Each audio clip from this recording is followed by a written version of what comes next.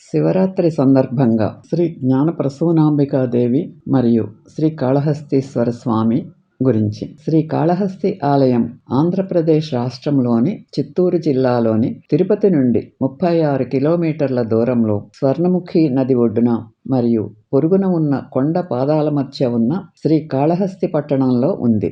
దక్షిణ భారతదేశంలోని అత్యంత ప్రసిద్ధ శివాలయాలలో ఒకటి. ఇక్కడ శివుడిని శ్రీ కాళహస్తీశ్వరుడిగా మరియు పార్వతిని జ్ఞాన ప్రసూనాంబికా దేవిగాను పూజిస్తారు. ఈ ఆలయాన్ని దక్షిణ కైలాసం అని కూడా పిలుస్తారు.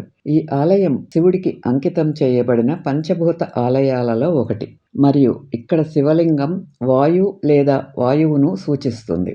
సృష్టి ప్రారంభ రోజుల్లో వాయుభగవానుడు కర్పూరలింగం కోసం 1000 సంవత్సరాలు తపస్సు చేశాడు. అతని తపస్సుకు సంతోషించిన శివుడు అతని ముందు ప్రత్యక్షమై, ఓ వాయుదేవ, మీరు స్వభావంలో చైతన్యవంతులు అయినప్పటికీ మీరు ఇక్కడే కదలకుండా ఉండి నా కోసం తపస్సు చేశారు.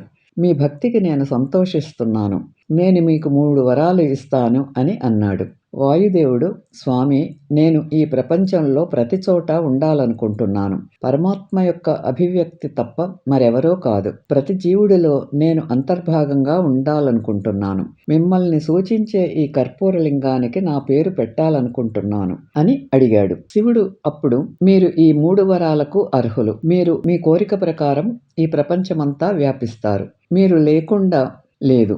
నా వల్ల కలిగే ప్రయోజనం ఈ నామం అంతటా ఎప్పటికీ తెలుస్తుంది. మరియు అన్ని సురులు, అసురులు, గరుడ గంధర్వులు, కింపురుషులు, సిద్ధులు, సాధువులు మరియు ఇతరులు ఈ లింగాన్ని పూజిస్తారు. ఈ వరాలను ప్రసాదించి శివుడు అదృశ్యమయ్యాడు. ఆ తరువాత ఈ కర్పూర వాయులింగం అన్ని లోకాలలోనూ పూజింపబడుతుంది, మానవులు మరియు ఇతరులు కూడా. మరొక పురాణం ప్రకారం సాలీడు, సర్పం మరియు ఏనుగు ఇక్కడ శివుడిని పూజించి మోక్షాన్ని పొందాయి కాబట్టి ఈ ఆలయాన్ని శ్రీ కాళహస్తి అని పిలుస్తారు. శివుడు కన్నప్పను ఆపి ముక్తిని ప్రసాదించే ముందు శివలింగం నుండి కారుతున్న రక్తాన్ని కప్పడానికి తన 2 కళ్ళను అర్పించటానికి సిద్ధంగా ఉన్న ప్రదేశం శ్రీ కాళహస్తి ఆలయం అని కూడా చెబుతారు.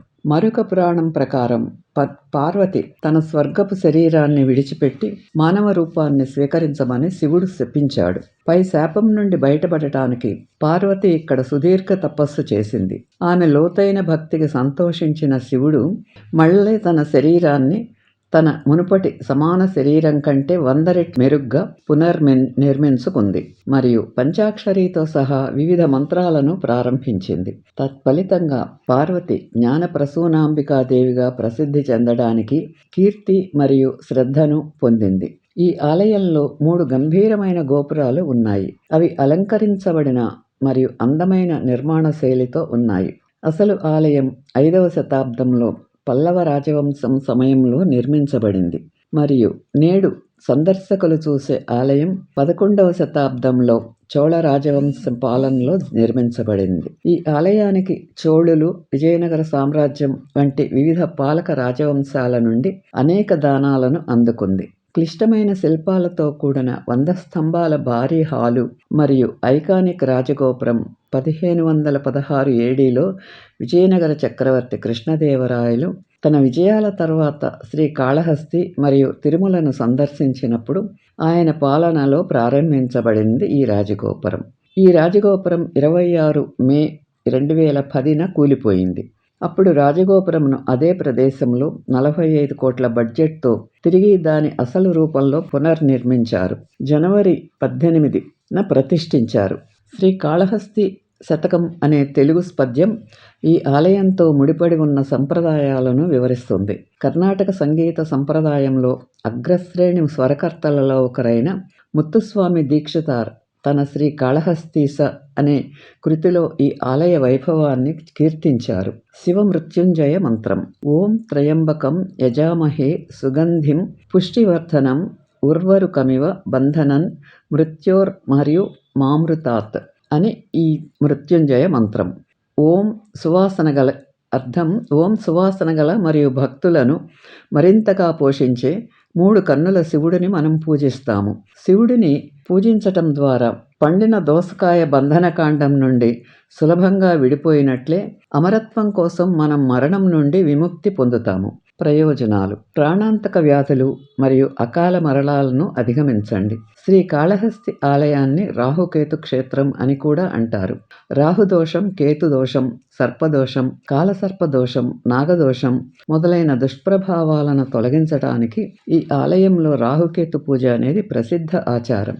రోజంతా వందలాది పూజలు జరుగుతాయి. సూర్యగ్రహణం లేదా చంద్రగ్రహణం సమయంలో దేశవ్యాప్తంగా ఉన్న అన్ని దేవాలయాలు మూసివేయబడినప్పటికీ శ్రీకాళహస్తి ఆలయం తెరిచి ఉంటుంది. హిందూ విశ్వాసం ప్రకారం రాహువు మరియు కేతువు అనే సర్పాలు సూర్యుడిని మరియు చంద్రుడిని మింగి సూర్యగ్రహణాన్ని, చంద్రగ్రహణాన్ని కలిగిస్తాయి. ఈ ఆలయంలో 2 సర్పాలను మచ్చిక చేసుకుని పూజిస్తారు కాబట్టి గ్రహణం ఆలయంపై ఎటువంటి చెడు ప్రభావం చూపదని ఇక్కడ బలంగా నమ్ముతారు.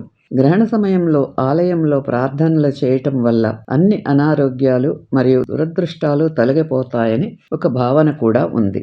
ఈ వీడియో మీకు నచ్చితే లైక్ చేసి, షేర్ చేసి, సబ్స్క్రైబ్ చేయండి.